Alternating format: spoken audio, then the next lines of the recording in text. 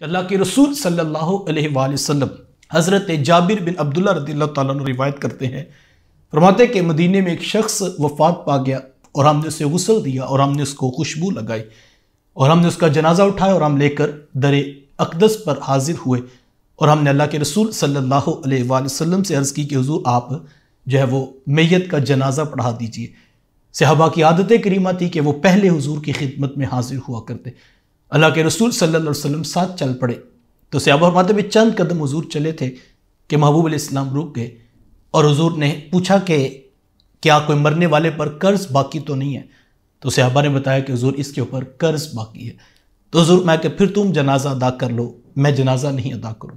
اتنی بات ارشاد فرما کے حضور واپس پلٹ کے حضرت ابو قتادہ رضی اللہ تعالیٰ عنہ وہ بھی مجمع میں موجود تھے تو ان کو سخت پریشانی ہوئی کہ چند پیسوں کی وجہ سے یہ اتنی بڑی سعادت سے محروم ہو رہا ہے، تو انہوں نے بڑھ کر آگے صحابہ سے کہا کہ اس شخص کا قرض میں ادا کروں گا۔ وہ کتنا قرض تھا؟ 2 درہم۔ حضرت ابو قتادہ رضی اللہ تعالیٰ عنہ نے ذمہ داری لے لی۔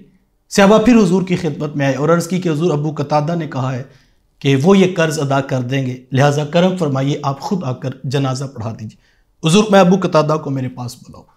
وہ حاضر خدمت ہوئے تو حضور میں ابو قتادہ یہ قرض تم ادا کرو گے؟ عرض کی حضور میں ادا کروں۔ حضور میں پورا ادا کرو گے؟ عرض کی حضور پورا ادا کروں۔ پھر فرمایا کہ ابو قتادہ کیا قرض خواہ یہ قرض تم سے اب طلب کرے گا؟ میت کے ذمے اب کوئی قرض نہیں ہے، میت بری ذمہ ہے۔ انہوں نے کہا جی حضور وہ قرض میرے سے مانگے گا اور میں ہی ادا کروں گا۔ آقا کریم علیہ السلام تشریف فرما ہوئے اور حضور علیہ السلام جلوہ فراز ہوئے اور آقا کریم علیہ السلام نے جنازہ پڑھا دیا۔ جنازہ کی تدفین مکمل ہوئی، صحابہ اٹھ کے گھروں کو چلے گئے۔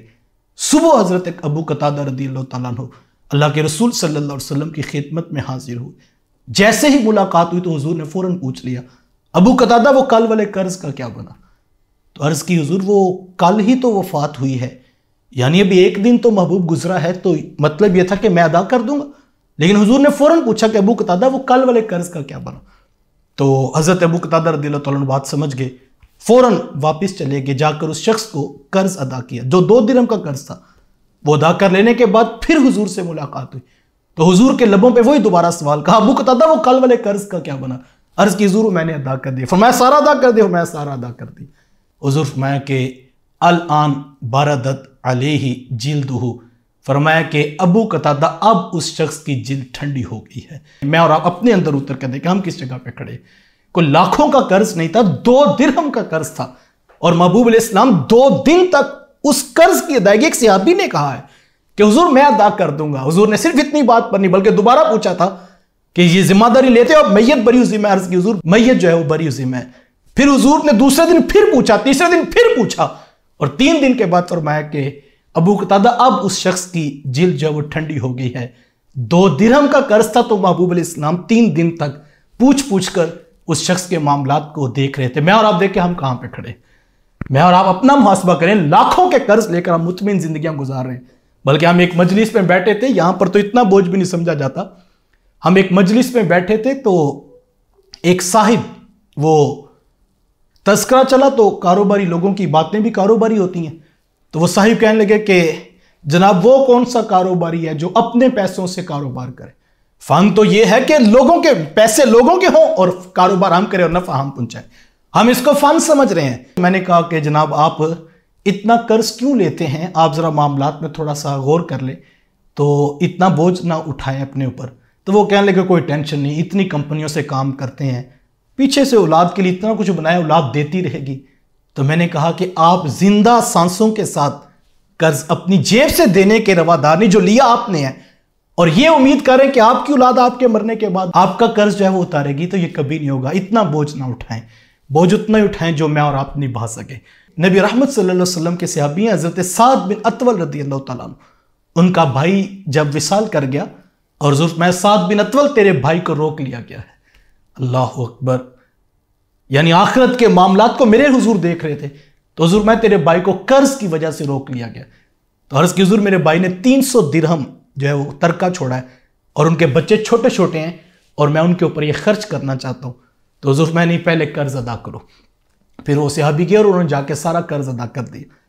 تو حضور کی خدمت میں آئے تو حضور فرمایا کہ قرض ادا کر دیا، عرض کی حضور قرض ادا کر دیا، صرف 2 درہم رہ گئے ہیں اور وہ ایک عورت کے ہیں اور اس کے پاس گواہ نہیں ہے، جب اس کے پاس گواہ نہیں ہے تو اس کے بنتے نہیں، میں نے وہ نہیں دیے، تو حضور میں وہ بھی سچی ہے، اس کا بھی قرض ادا کر دو۔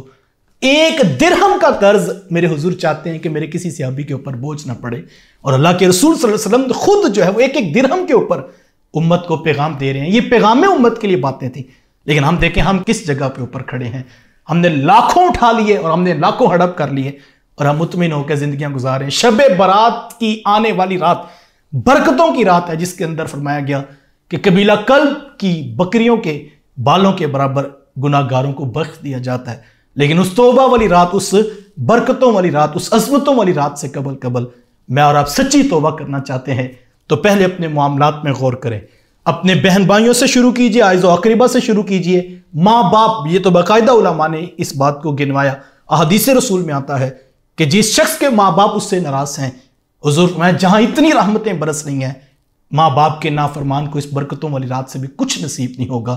تو میں اور آپ اگر کسی کا 1 روپیہ بھی اگر ہمارے پیسے میں شامل ہے، ہمارے کاروبار میں شامل ہے، تو میں اور آپ اس کے اوپر بار بار غور کریں، اور سچی توبہ کا تقاضا یہ ہے کہ میں اور آپ اپنے عمل کا محاسبہ کر لیں، اور جب وہ ہم ادا کر لیں حقوق العباد کے معاملات تلافی ہو جائے، لین دین ختم ہو جائے، تو پھر ہم جب توبہ کریں گے تو یقیناً اللہ کی رحمتیں منتظر ہیں۔ اللہ تعالیٰ مجھے آپ کو کامل توبہ کا رستہ اختیار کرنے کی توفیق مرحمت فرمائے۔